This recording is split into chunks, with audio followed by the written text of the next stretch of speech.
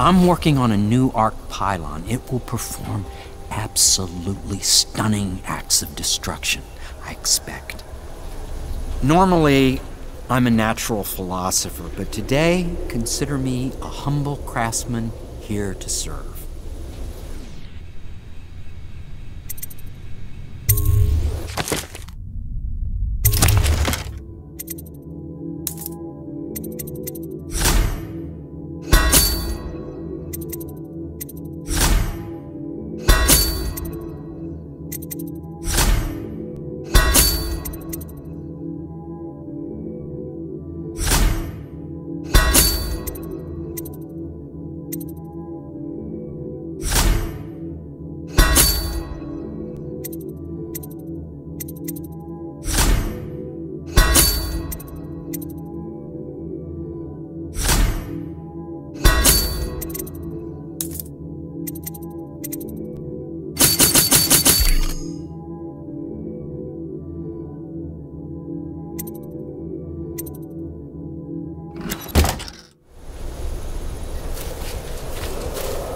Attention, citizens. This evening, the streets adjacent to Pendleton Manor.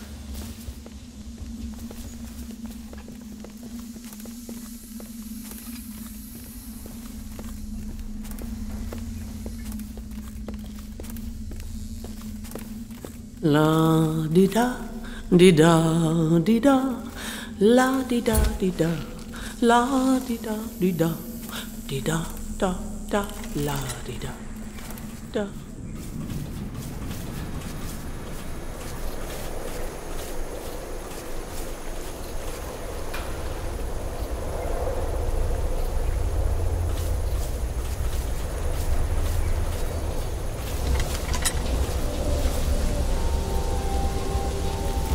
Please be as quiet as you can. It took forever for Emily to fall asleep. Poor dear. It's okay, Emily, I'm here.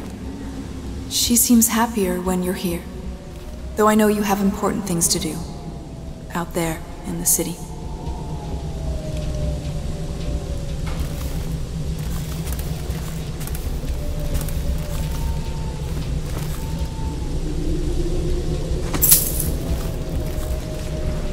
There's hardly a need to work on table etiquette. She knows it all, even if she chooses not to employ it.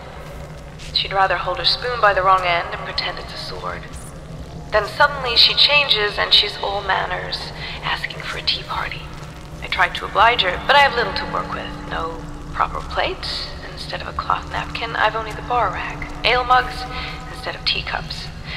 I've asked for things befitting her, but they have their minds on other things. For now, Emily and I decided to make a pretend dinner using paper and little things she's found here and there.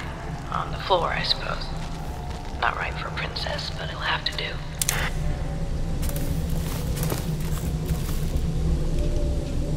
She still has bad dreams, though it's understandable given all she's been through.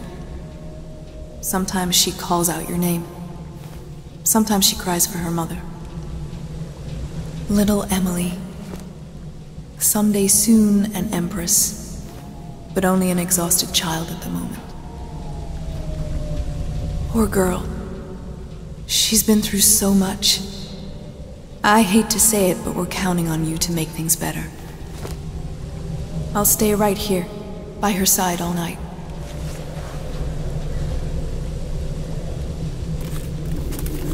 Corvo, please.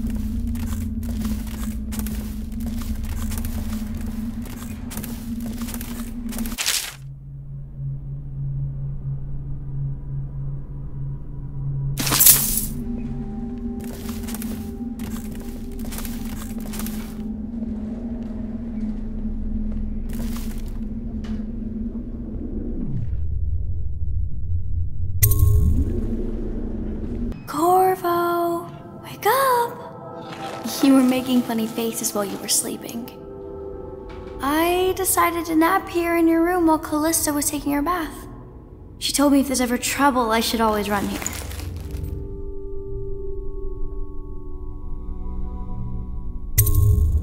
Callista will come get me when she's done with her bath. Thanks, Corvo. It makes me feel better.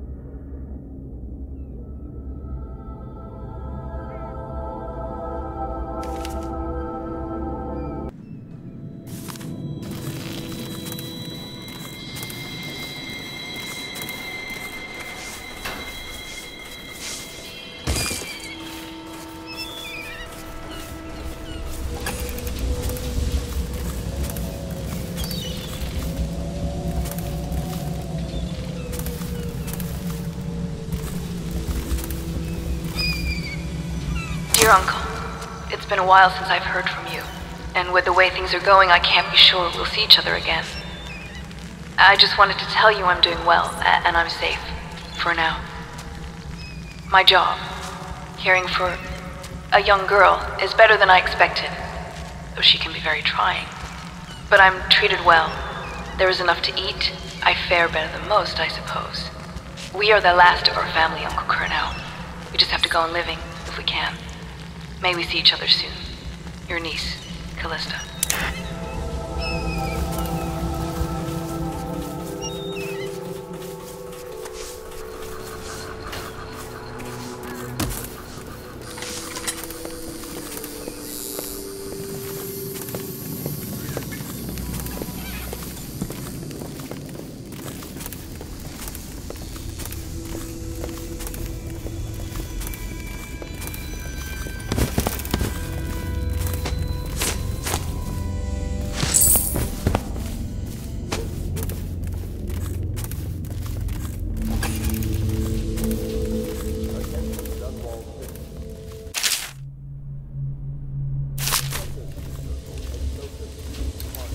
High Overseer, let us all praise their choice.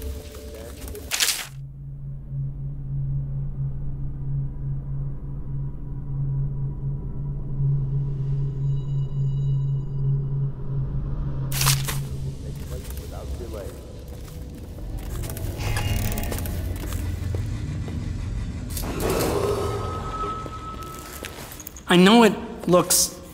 I was inventing a new kind of lock.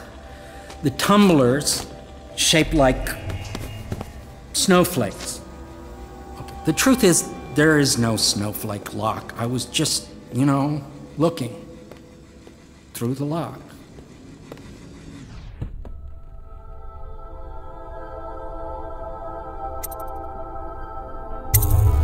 I realize, well, everything you're thinking I already realize. I'm a natural philosopher, but that doesn't mean I'm not a gentleman, or I try to be one.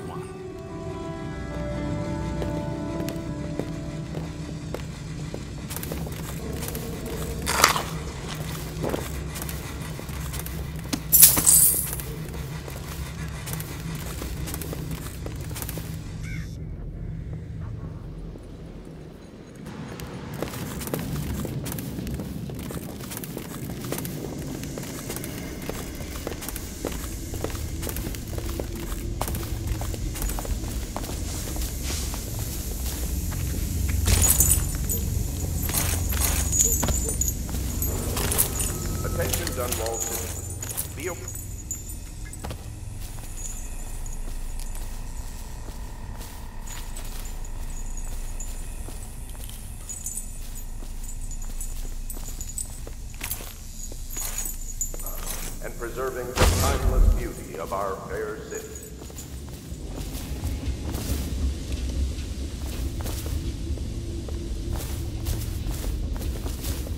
The High Overseer is supposed to be the most pious man in the Empire, living completely in alignment with the Seven Strictures and guiding the people in the religious faction towards spiritual health. Campbell was a farce. If not for all the blackmail material he accumulated, he'd have never been more than a lower-level initiate among overseers. Good morning, Corvo.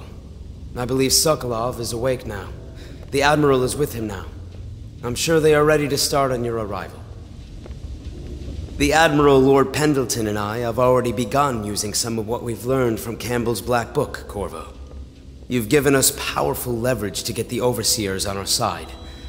I can't thank you enough. I'll speak to you later. I've got to go through Campbell's journal again. It's incredible.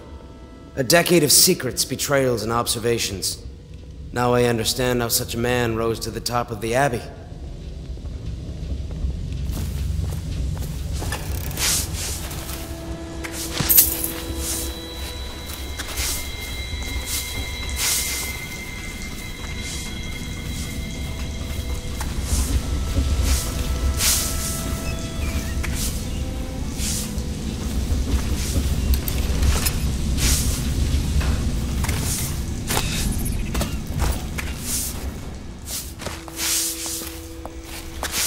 Say what you will, the royal physician knows his wine. We must admire Lord Pendleton's composure in the face of his terrible loss. That mark on your hand, is it a tattoo or a brand? It's disturbing, I must say. Surely you're not superstitious.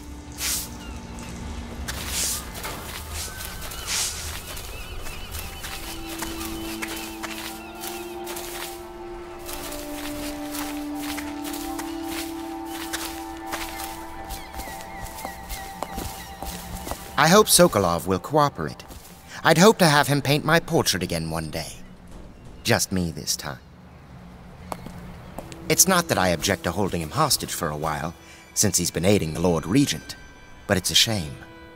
I always found him rather charming.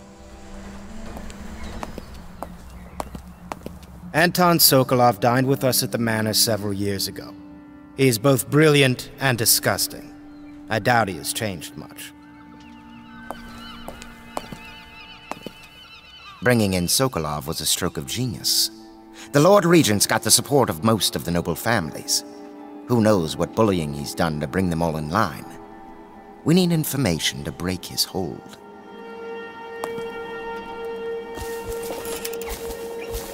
Royal Physician, I believe you and Corvo knew each other in former days. Unlike you, our friend Corvo knows what loyalty means. Bah! I am loyal to my inner spirit. You are the one consorting with the most wanted man in the Empire. It's my belief that Corvo was innocent in the death of the Empress, and the former spy master, or the Lord Regent, as he calls himself, is a ruthless tyrant bent on destroying this city, the heart of the Empire. You are mistaken if you think there's love between me and our Lord Regent. But whatever you intend to do here, I assure you, I am beyond petty scare tactics. If I don't scare you, Sokolov, perhaps these rats will. Even if they don't carry plague.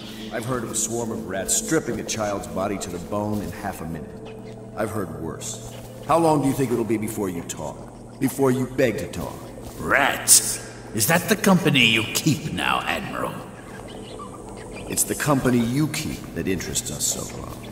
We know you painted a portrait of the Lord Regent's mistress, the very aristocrat who is funding the military with her fortune. She is the key to the Lord Regent's control over the city, and we must have her name. Sorry, Admiral. I cannot help you. Did you do that? It's time to put him to the question. Whenever you're ready, Corvo. He can get us closer to the Lord Regent.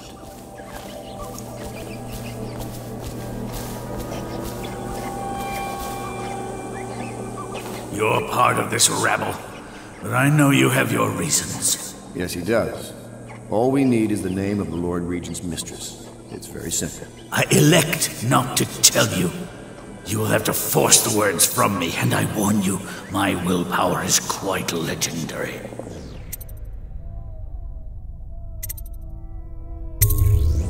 curious strategy. Of which I approve.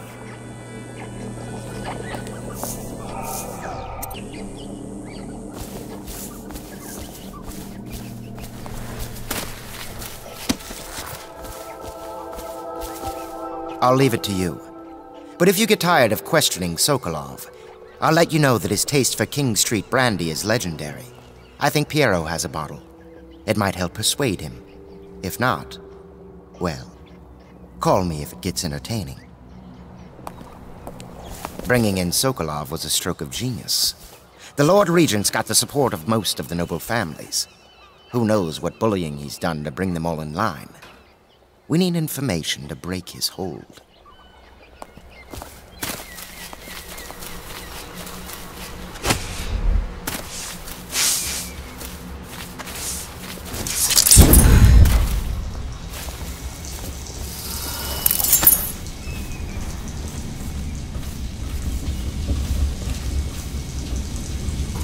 It's well known that Sokolov is virtually addicted to a rare liquor called King Street brandy. The taste is revolting, but I happen to have a bottle. However, I am reluctant to give it to you for Sokolov. It cost me quite a lot. It is very expensive stuff, a blend of rare Pendician spices and a drop of whale oil.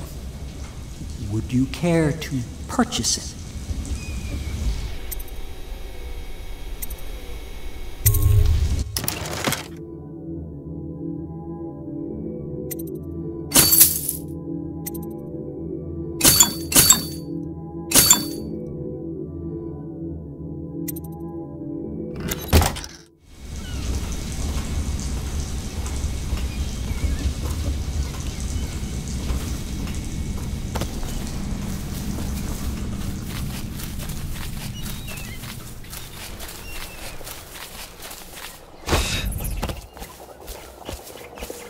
I could use a drink.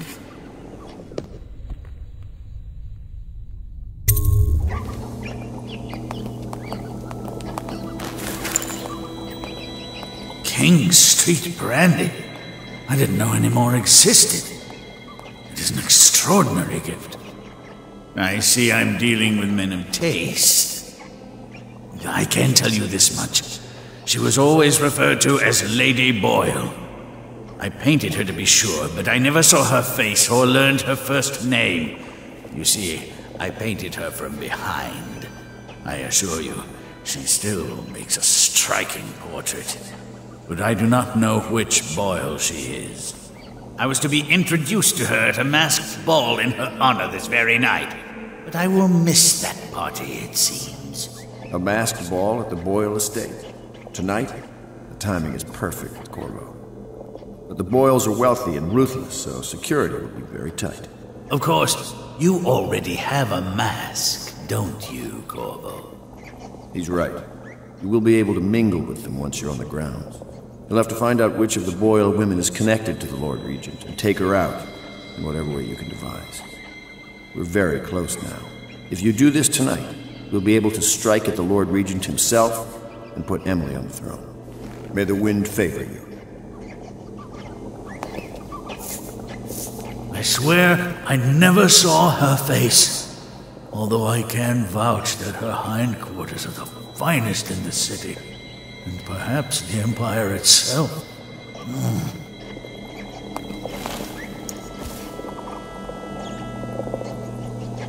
I assume I will remain in this kennel for the duration of your little protest movement. I don't suppose you have anything to read. Wilmot's History of the Lesser Perversions, perhaps? You're mistaken if you think I care a fig for the Lord Regent. The man's neurotic. He's the source of most of our trouble, I suspect.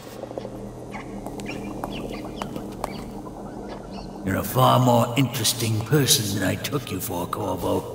One day we'll have quite a conversation.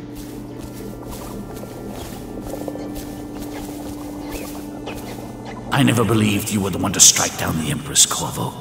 She cared for you greatly. But I suspect you'll be the man to put the next Empress on the throne.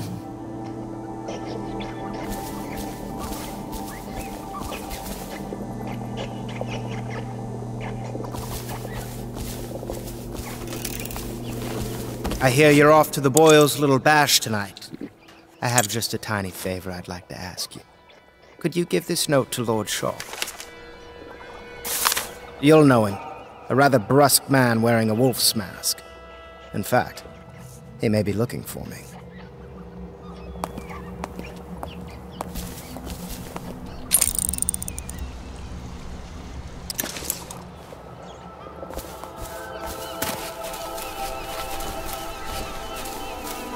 Have you ever been in a sea battle?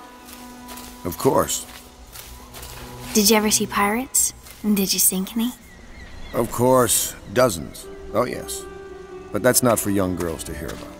But I will be Empress, won't I? And then I'll have to sink lots of enemy ships myself. And that's what Empresses do mostly, isn't it? Of course. I knew it! I read that some pirate ships have witches aboard that can cause storms and make whales do what they want. Is that true? Yes. Mostly. Maybe we should be quiet now. Very well. Everything was so fancy at the Golden Cat, but in a different way than the palace was fancy. The old Madame Prudence said that all the ladies are princesses and the men come to admire them.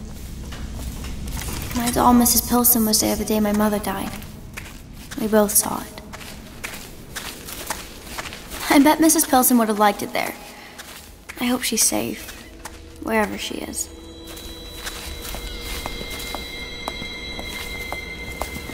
If I ever see my doll again, I'm going to declare a holiday across the Empire.